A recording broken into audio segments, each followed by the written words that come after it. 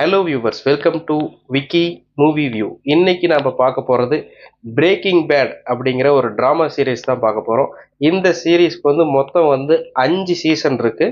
நம்ம 2 சீசனை பற்றி மட்டும் பார்க்க போகிறோம்.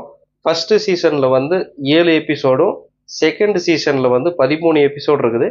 இது ரெண்டை பற்றி மட்டும் டிஸ்கஸ் பண்ணுவோம். வாங்க கதைக்குள்ளே போகலாம். அதாவது இந்த கதைக்குள்ளே போகிறதுக்கு முன்னாடி உங்ககிட்ட ஒரு இதை ஷேர் பண்ண விரும்புகிறேன். அதாவது பிரேக்கிங் பேட் அப்படிங்கிறது ஒரு சாதாரணமான ட்ராமா சீரீஸ்லாம் கிடையாது. எப்படி மூவிஸ்க்கெல்லாம் ஒரு முன்னுதாரணமாக காட்ஃபாதர் மூவிஸை சொல்லுவோமோ, அதே மாதிரி ட்ராமா சீரீஸ்க்கெல்லாம் முன்னுதாரணமாக இந்த பிரேக்கிங் பேடை சொல்லலாம். இப்போ கூட நீங்கள் கூகுளில் வேர்ல்டு டாப் 10 பெஸ்ட்டு ட்ராமா சீரீஸ்ன்னு நீங்கள் கூகுளில் சர்ச் பண்ணி பார்த்தீங்கன்னா பிரேக்கிங் பேட் தான் ஃபர்ஸ்ட்டில் வரும்.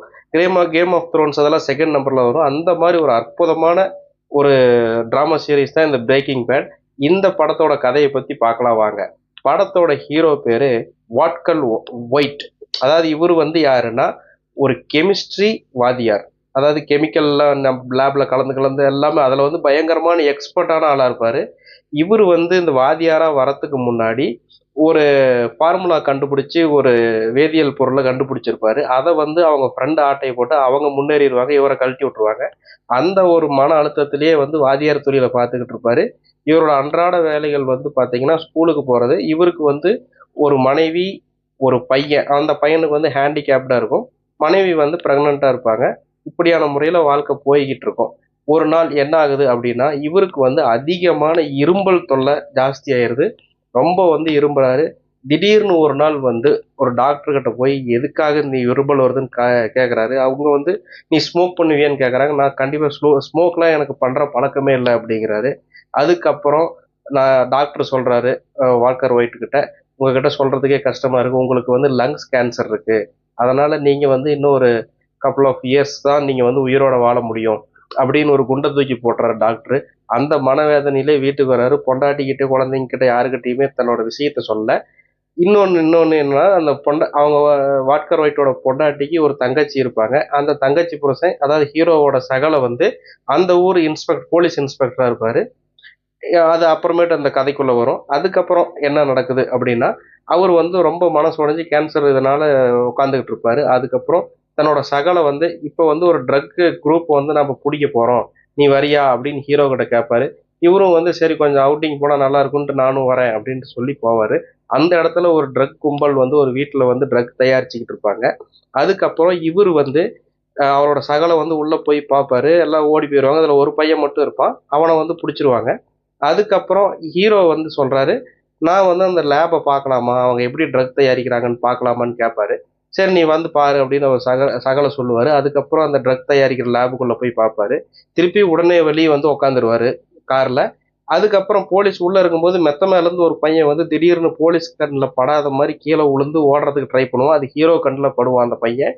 அந்த பையன் யாருன்னா நம்ம ஹீரோவோட எக்ஸ் ஸ்டூடெண்ட். அவன் வருவான்.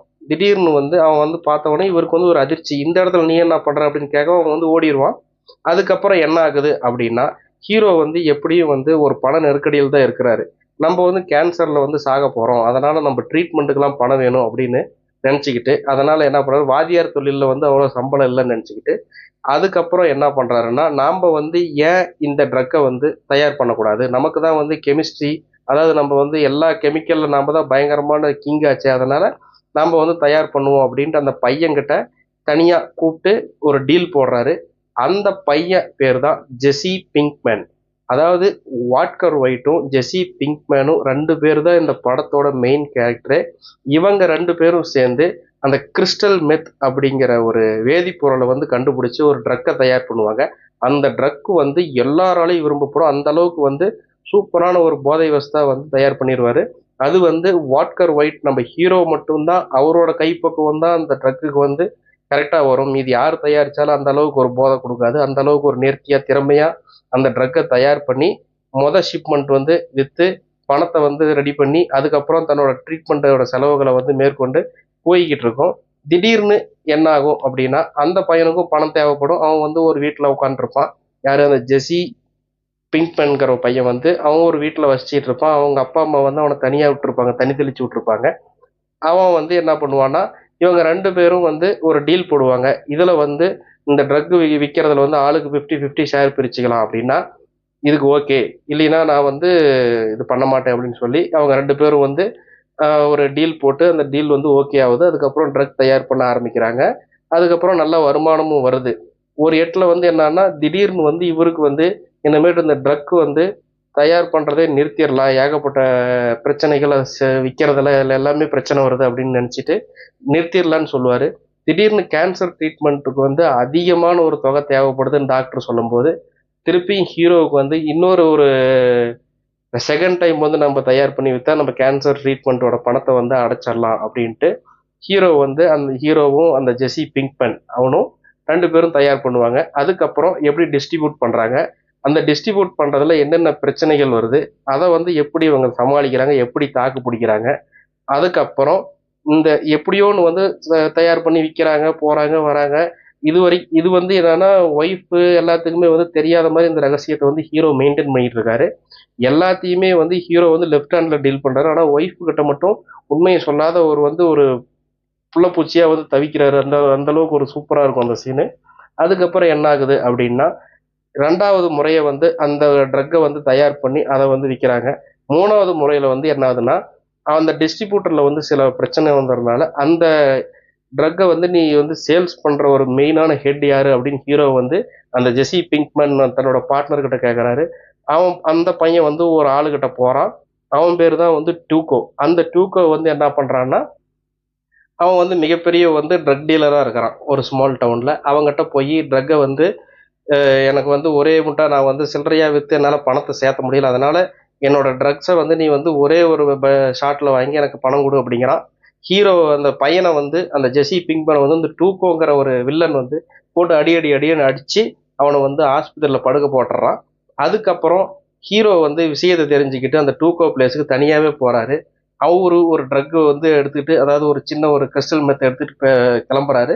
அதுக்கப்புறம் டூகோவோட இடத்துக்கு போய் அவர் என்ன பண்றாரு அப்படின்னா நீ வந்து என்னோட பார்ட்னரை அடிச்சிட்ட, அதனால எனக்கு வந்து என்னோட ட்ரக்கும் அந்த பணமும் என் பார்ட்னர் அடிச்ச அந்த ஹாஸ்பிட்டல் செலவு நீ வந்து கொடுத்துருன்னு சொல்றாரு.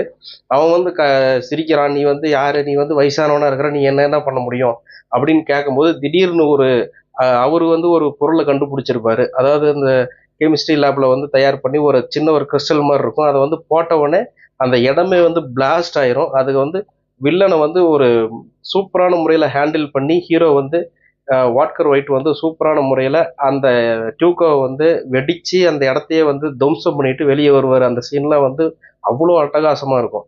அதுக்கப்புறம் டூக்கோ வந்து எப்படியோ பொழைச்சிக்கிட்டு சரி நான் வந்து உங்ககிட்ட பிஸ்னஸ் பண்ணுறேன் அப்படின்னு சொல்லி அதுக்கப்புறம் டூகோ கிட்ட இவங்களோட பிஸ்னஸ் வந்து 2வது கட்டமாக நகரும். அந்த டூகோ வந்து யாருன்னா அவன் தான் மெயின் ட்ரக் டீலர். அவங்ககிட்ட தான் எல்லா ட்ரக்குமே வந்து சேல்ஸ் ஆகும். அவன் தான் பணத்தை கலெக்ட் பண்ணி வாட்கர் ஒயிட்டுக்கும் அந்த ஜெஸி பிங்க்மனுக்கும் கொடுக்குற ஆள் வந்து இந்த டூகோ தான். டூகோ வந்து ஒரு நாள் என்ன பண்ணுறாங்க அப்படின்னா ஒரு நாள் வந்து ஒரு ட்ரக் டீலிங் நடந்துகிட்டு இருக்கும்போது டூகோ கூட வேலை செய்கிற ஒருத்தன் ஏதோ வந்து அதாவது டூகோவை பற்றி ஒன்று கேவலமாக சொல்லிடுவான். அந்த டூகோ வந்து அவனை வந்து அடிச்சே சாவடிச்சிருவான். அதுக்கப்புறம் என்ன ஆகுது அப்படின்னா போலீஸ் வந்து டூகோவை வந்து தேட ஆரம்பிச்சிடும். டூகோ திடீர்னு வந்து நம்ம வாட்கர் ஒயிட்மேன் ஹீரோவையும் அந்த ஜெஸி பிங்க்மேன் பார்ட்னரையும் வந்து தூக்கிட்டு போயிடுவான். அவனோட இடத்துக்கு தூக்கிட்டு போயிடுவான். அதுக்கப்புறம் அந்த இடத்துல வந்து ஒரே ஒரு வீடு தான் இருக்கும். அங்கே வந்து டூகோவோட தாத்தா இருப்பார். அந்த தாத்தா வந்து ஒரு பெராலிஸ் அட்டாக்கான ஒரு தாத்தா. அவர் வந்து உக்காந்துக்கிட்டு இருப்பாரு. அங்கே என்ன ஆகுது அப்படின்னா டூகோ வந்து எப்படியோன்னு வந்து நம்ம வந்து சாகடிச்சிடணும் அப்படின்னு வந்து நம்ம ஹீரோவும் ஹீரோவோட பார்ட்னரும் திங்க் பண்ணி ஹீரோ வந்து அதாவது டூகோ வந்து இந்த அந்த ட்ரக்ஸை வந்து மூக்கில் உரிவான் இல்லைங்களா, அந்த டைம்ல வந்து ஒரு ஒரு கெமிக்கல் வேதிப்பொருளை தயார் பண்ணி இதை உறிஞ்சானா ஹார்ட் அட்டாக் வர மாதிரி நம்ம ஒன்று ரெடி பண்ணிடலாம், இதை உரிய வைக்கலாம் அப்படின்னு சொல்லி என்னென்னமோ பிளான் பண்ணுவாங்க. ஆனால் உரிய மாட்டான். அதுக்கப்புறம் என்ன ஆகும் அப்படின்னா அவன் வந்து ஒரு மீல் வந்து ரெடி பண்ணுவான் டூகோ. இவங்க தாத்தாவுக்கு இவங்க 2 பேத்துக்கு எல்லாத்துக்குமே மீல் ரெடி பண்ணி சாப்பிடுவாங்க. அதுக்கப்புறம் போலீஸ் கரெக்டா டூகோ இடத்துக்கு வந்துருவாங்க. அந்த டூகோ வந்து அதாவது அங்க வர போலீஸ் வந்து ஹீரோவோட சகலை தான். அந்த டூகோ வந்து எப்படியோன்னு வந்து சுடுறதுக்கு என்கவுண்டர் பண்ணுவாங்க. அதில் வந்து வாட்கர் ஒயிட்டும் நம்ம ஜெஸி பிங்க்மேனும் வந்து 2 பேரும் எஸ்கேப் ஆயிடுவாங்க. அந்த தாத்தா வந்து ஸ்டூக்கோவுக்கு விஷம் வச்சு கொல்ல பார்க்கறது வந்து அந்த தாத்தா வந்து பார்த்துக்கிட்டே இருப்பார். அவருக்கு பேசவே முடியாது. ஒரு பெல்லு மட்டும் தான் டிங் டிங்னு அடிச்சிட்டு இருப்பாரு. ஆமான்னா ஒரு பெல் அடிப்பார், இல்லைன்னா ஒரு பெல் அடிப்பார். அந்த இது வந்து சூப்பராக இருக்கும். அதுக்கப்புறம் என்ன ஆகுது அப்படின்னா அந்த ஜெஸி பிங்க்மேனை வந்து ஒரு கட்டத்தில் போலீஸ் வந்து கார்னர் பண்ணி பிடிச்சிருவாங்க. பிடிச்சதுக்கு அப்புறம் அந்த தாத்தாவை வந்து கூட்டிகிட்டு வருவாங்க. அப்புறம் ட்ரூக்கோ வந்து அந்த போலீஸ் வந்து கொன்னுருவாங்க. கொன்னதுக்கு அப்புறம் ஜெஸி பிங்க்மேன் வந்து போலீஸ் கிட்ட மாட்டிக்குவான். அந்த தாத்தாவை கூப்பிட்டு வருவாங்க. அந்த தாத்தா கிட்ட கேட்பாங்க. அவங்க தாத்தா வந்து ஸ்பானிஷ் தான் பேசுவார், இங்கிலீஷ் பேச மாட்டார். அந்த தாத்தா கிட்ட இவன் யாரு என்னன்னு கேட்கும்போது இவன் தான் ட்ரூக்கோவை கொன்னானா, இவனை வந்து நீ தெரியுமான்னு சொல்லும்போது எப்படியோ அவர் வந்து தெரில அப்படின்னு சொல்லிடுவாரு. அப்புறமேட்டு என்ன ஆகுது அப்படின்னா டூகோவும் போலீஸ் வந்து மர்டர் பண்ணிட்டாங்க. அதுக்கப்புறம் இவர் வந்து என்ன பண்ணுவார், இவருக்கு வந்து பண தேவைகள் இருந்துக்கிட்டே இருக்குது. கேன்சர் ட்ரீட்மெண்ட் ஒரு பக்கம் போய்கிட்டே இருக்குது. அதாவது ஒவ்வொரு சிட்டிங்க்கும் வந்து ஒரு $100 மில்லியன், அதாவது ஒரு $100,000 $50,000 அப்படின்னு வந்து ஹீரோ கிட்ட கேட்குறாங்க. ஹீரோ வந்து என்ன பண்ணுறதுனே தெரியாத தன்னோட கேன்சர் ட்ரீட்மெண்ட்டுக்காக மறுபடியும் 4வது முறையாக வந்து அந்த ட்ரக்கை தயார் பண்ணி ஹீரோவோட பார்ட்னரும் எடுத்துகிட்டு போகிறாங்க. அதுக்கப்புறம் என்ன ஆகுது அப்படின்னா அந்த ஜெஸி பிங்க்மேனோட ஒரு 3 ஃப்ரெண்டுங்களை வச்சு அவங்களே வந்து ஒரு டீமை வந்து பில்ட் பண்ணி அங்கே இருக்கிற ஒரு லோக்கல் ஸ்மால் டவுனில் வந்து அந்த ட்ரக்கை வந்து சேல்ஸ் பண்ணுறாங்க. ஓரளவுக்கு நல்லாவே போயிட்டு இருக்குது. இன்னொன்று என்னன்னா அங்கே இருக்கிற ஒரு லோக்கல் கைக்கு வந்து இந்த ஜெஸி பிங்க்மேனோட ஆளுங்களை வந்து என்னோட ஏரியாவில் நீ வந்து வரக்கூடாது அப்படின்ட்டு அவனை வந்து ஷூட் பண்ணுறாங்க, அடிக்கிறாங்க, கொல்றாங்க. அதுக்கப்புறம் என்ன ஆகுது அப்படின்னா அந்த ஜெஸி பிங்க்மேனோட ஒரு ஆள் வந்து ஒரு ட்ரக்கை வந்து ஒரு பொம்பளை கிட்ட எடுத்துட்டு போவான். அந்த பொம்பளை வந்து போலீஸ் வருது அப்படின்னு சொல்லி நைஸா வந்து அவனோட ட்ரக்கை வந்து பிடுங்கிட்டு போயிடுவான். அதை வந்து ஜெஸி பிங்க்மேன் கிட்ட அந்த ஃப்ரெண்டு சொல்ல அந்த ஜெஸி பிங்க்மேன் அதாவது ஹீரோவோட பார்ட்னர் வந்து அந்த பொம்பளையை தேடி போக அந்த வீட்டில் வந்து ஒரு பையன் வந்து உட்காந்துருப்பான். அந்த பையனை பார்த்து ஜெஸி பிங்க்மேனுக்கு ஒரு ஒரு பரிதாபம் வந்துடும். ஆனால் அவங்க அம்மா அவங்க அப்பா வந்து பயங்கரமான ட்ரக் அடிக்டாக இருப்பாங்க. அங்கே வந்து உட்காந்துக்கிட்டு இருக்கும்போது ஒரு ஏடிஎம் மிஷினை வந்து அவங்க 2 பேரும் திருடி கொண்டு வந்து வச்சிருப்பாங்க. அப்புறமேட்டுக்கு துப்பாக்கி முனையில் ஜெஸி பிங்க்மேன் வந்து என்னோட ட்ரக்கை கொடு, என்னோட பணத்தை கொடுன்னு கேட்கும்போது எப்படியோ ஜெஸி பிங்க்மேனை வந்து தலையிலேயே அந்த பொம்பளை அடித்து படுக்க வச்சிருவா. அடுத்த நாள் காலையில் எந்திரிச்சு பார்க்கும்போது அவங்க 2 பேரும் வந்து ஏடிஎம் மிஷினை வந்து நோண்டிட்டு அதை வந்து திறக்க முடியாத கஷ்டப்பட்டுக்கிட்டு இருப்பாங்க. திடீர்னு அவங்களுக்குள்ள ஒரு சண்டை வந்து அந்த பொம்பளை வந்து அந்த புருஷனையே வந்து தலையை நசுக்கி கொண்டுருவான். அதுக்கப்புறம் ஏடிஎம் மிஷினில் இருக்கிற பணத்தெல்லாம் எடுத்துகிட்டு வந்துடுவான் அந்த ஜெஸி பிங்க்மேன். அப்புறமேட்டு என்ன ஆகுது அப்படின்னா ஒவ்வொரு கட்டத்துலையுமே அந்த பணம் வந்து பிரிக்கிறதுலையும் அந்த ட்ரக் வந்து டிஸ்ட்ரிபியூட் பண்ணுறதுலையும் இவங்க 2 பேர்த்துக்கும் வந்து ஏகப்பட்ட ப்ராப்ளம் வரும். அதுக்கப்புறம் என்ன ஆகுது அப்படின்னா அப்புறமேட்டு இந்த இடைப்பட்ட கேப்பில் வந்து ஹீரோவோட ஒய்ஃபுக்கு வந்து பெண் குழந்தை பிறக்கும். அதுக்கப்புறம் என்னென்னா ஜெஸி பிங்க்மேன் வந்து இன்னொரு கேர்ள் ஃப்ரெண்ட் வந்து ஒரு ஜாயிண்ட் ஆகும். அப்புறமேட்டு என்னன்னா அந்த கேர்ள் ஃப்ரெண்ட் ஜாயிண்ட் ஆனதுக்கப்புறம் இது ஜெஸி பிங்க்மேன் வந்து ட்ரக் அடிக்ட் ஆயிடுவான். ட்ரக் அடிக்ட் ஆனதுக்கப்புறம் அவள் வந்து என்னென்ன பண்ணுறா, அதுக்கப்புறம் ஹீரோவுக்கும் அந்த ஜெஸி பிங்க்மேனுக்கும் என்னென்ன பிரச்சனைகள் வந்துச்சு, கடைசியாக என்ன ஆகுது அப்படின்னா 2வது சீசனில் வந்து ஒரு 10வது எபிசோடு வரைக்கும் சொல்கிறேன் நான். அதுக்கப்புறம் என்ன ஆகுதுன்னா ஹீரோ வந்து ஒரு நீக்ரோ நீக்ரோ மாதிரி இருக்கிற ஒரு ஆளுக்கிட்ட எப்படியோ ஒரு ட்ரக் டீலிங் பேசி முடிச்சு ஒரு வக்கீல் மூலமாக பேசி முடிச்சு அவன் மூலமாக வந்து தன்னோட பணத்தை வந்து அடையிறாரு. அது வந்து ஜெஸி பிங்க்மேனுக்கும் பிரித்து தராரு. அவன் வந்து ட்ரக் அடிக்ட் ஆனனால அவர் வந்து டி அடிக்ஷன் சென்டரில் சேர்த்து விட்டுறாரு. அதுக்கப்புறம் என்ன ஆகுது அப்படின்னா ஒரு அதாவது பார்த்தீங்கன்னா அவங்க பையன் ஹீரோவோட பையன் வந்து ஒரு வெப்சைட் தயார் பண்ணியிருப்பான். அந்த வெப்சைட் மூலமாக வந்து அந்த வக்கீல் வந்து ஒரு கைடன்ஸ் படி அதாவது எங்களோட அப்பாவுக்கு வந்து கேன்சர் ட்ரீட்மெண்ட் நடந்துகிட்டு இருக்கு, அதனால் வந்து எங்களுக்கு வந்து உதவி பண்ணுங்க அப்படிங்கிற மாதிரி வெப்சைட்டில் வந்து கிரியேட் பண்ணி நம்ம சிவாஜி படத்தில் வந்து அமெரிக்காவிலேருந்து பணம் வரும், ஆப்பிரிக்காவிலேருந்து பணம் வரும், அந்த மாதிரி வரும் இல்லைங்களா, ரஜினிகாந்த் அக்கௌண்ட்டுக்கு அந்த மாதிரி வந்து ஹீரோவோட பையனோட அந்த வெப்சைட்டுக்கு வந்து பணம் வந்து வந்துக்கிட்டே இருக்குது. அவங்க வந்து யாரோ வந்து நன்கொடை தான் கொடுக்குறாங்க அப்படின்னு நினச்சி அவ்வளோ ஆனந்தமாக இருப்பார். ஆனால் ஹீரோவுக்கு தான் தெரியும் அது வந்து நம்ம பணம் தான், அது வந்து பிளாக் மணியெல்லாம் ஒயிட்டாக வருது. அதனால் வந்து ஹீரோவுக்கு வந்து பெருசாக ஒன்றும் ஒரு இது இருக்காது. மீதி எல்லாமே வந்து எப்படி இவ்வளோ பணம் வரும் அப்படின்ட்டு வந்து அவ்வளோ ஆர்வமாக பார்த்துக்கிட்டு இருப்பாங்க.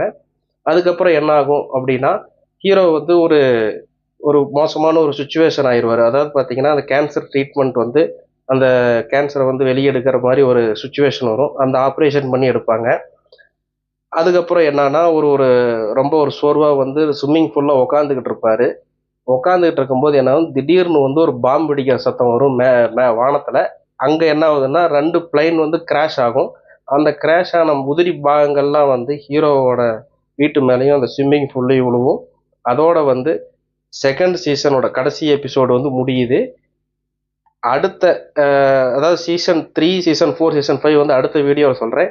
இது வரைக்கும் என்னோட வீடியோ சப்ஸ்கிரைப் பண்ணாதவங்க கண்டிப்பாக சப்ஸ்கிரைப் பண்ணுங்கள், கமெண்ட் பண்ணுங்கள், ஷேர் பண்ணுங்கள்.